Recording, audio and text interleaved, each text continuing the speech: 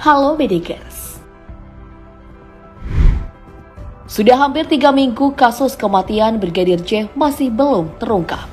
Untuk saat ini, Baradae telah menjadi tersangka dalam insiden baku tembak itu. Selain nama Baradae, beberapa anggota kepolisian juga terseret dengan tewasnya Brigadir J, misalnya Irjen Verdi Sambo, orang yang diduga menjadi dalang semua kasus ini. Lantas seperti apa sosok Verdi Sambo? Berikut kita akan mengupas harta, tahta, dan wanita Irjen Verdi Sambo. Mari kita bongkar. Nama Irjen Verdi Sambo dalam dunia kepolisian bukanlah hal baru.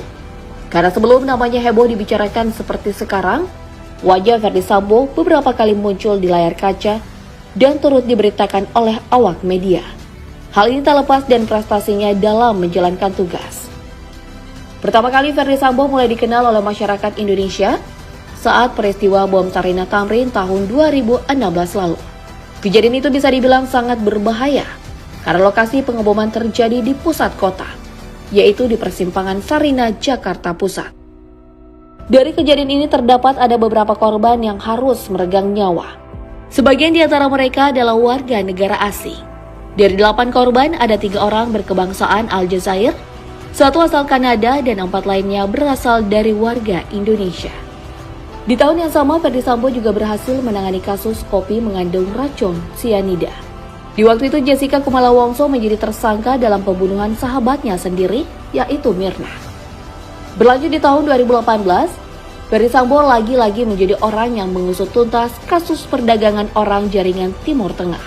Dalam kejadian ini ada 8 tersangka yang diringkus oleh polisi dengan motif kejahatan, memberi iming-iming upah yang besar kepada para korban. Dengan kata lain, modus yang berakhir dengan kesengsaraan. Bukan cuma itu saja, kasus lain yang sukses ditangani oleh Verdi Sambo juga merambat ke ranah politik, yaitu kasus pemalsuan surat. Dan nama Joko Chandra menjadi dalang kasus ini yang menjadi pelaku kasus korupsi. Karena ulangnya itu, Joko Chandra diganjar hukuman 2,5 tahun kasus surat palsu dan 4,5 di kasus korupsi. Kemudian ada kasus kebakaran gedung di Kejaksaan Agung RI tahun 2020 yang kejadiannya belum terlalu lama. Dalam kebakaran ini sangat disayangkan seluruh dokumen penting Kejaksaan Agung ludes dimakan api. Verdi Sambo beserta timnya telah mengetahui motif kebakaran ini dan ada beberapa nama yang diduga menjadi tersangka. Dari sederet prestasi yang berhasil ditorehkan, karir Verdi Sambo di kepolisian bisa dibilang sangat baik.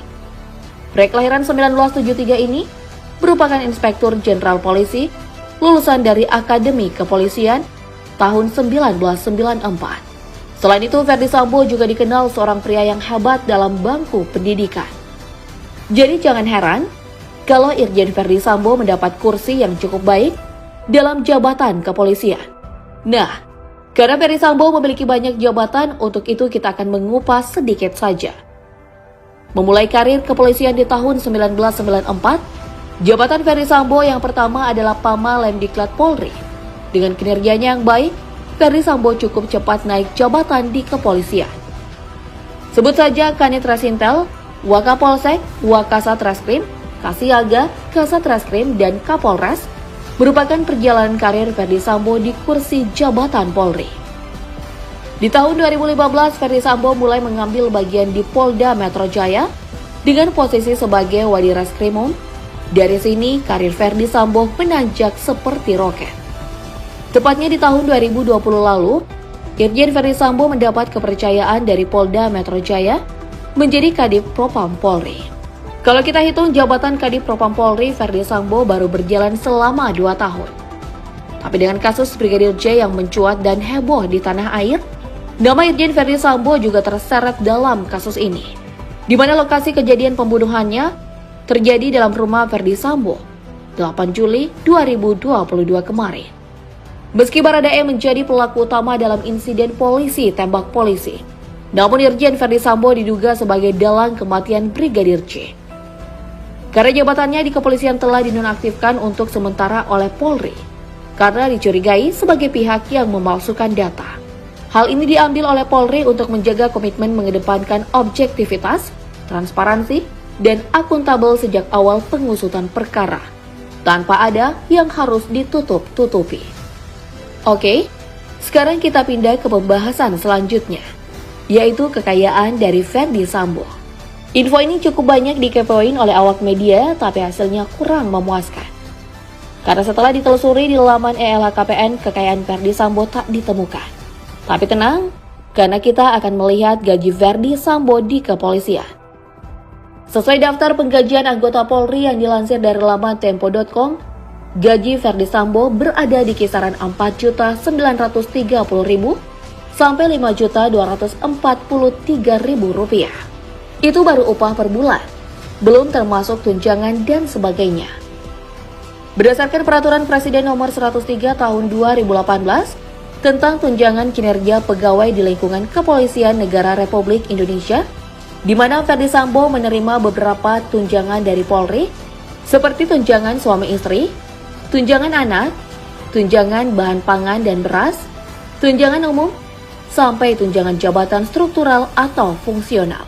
Bukan cuma itu saja, Ferdy Sambo juga memperoleh tunjangan jabatan, tunjangan khusus provinsi, tunjangan pengabdian di wilayah terpencil, dan tunjangan lainnya, seperti melakukan perjalanan dinas plus uang makan. Dan usut punya usut, Ferdy Sambo masih memiliki satu tunjangan yang bayarannya cukup fantastis, yaitu tunjangan perwira polisi sesuai kelas jabatan. Untuk jabatan Irjen Ferdy Sambo sebagai Kadif Propam Polri berada di kelas jabatan 17 atau berada satu tingkat di bawah jabatan Kapolri dan Wakapolri. Itu artinya Ferdy Sambo menerima tunjangan perwira polisi sebanyak 29 juta rupiah. Kebayangkan? Dalam sebulan Ferdy Sambo mengantongi gaji yang nilainya hampir mencapai ratusan juta rupiah. Namun sayang banget, kita nggak bisa melihat harta lain yang dimiliki oleh Brigadir J.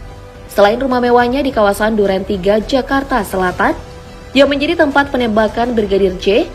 Meski begitu, tentu Ferdy Sambo memiliki mobil dinas atau mobil pribadi seperti Alphard, Pajero, dan yang lainnya. Dengan segala kemewahan yang dimiliki oleh Ferdy Sambo, kehidupan anggota polisi ini semakin lengkap.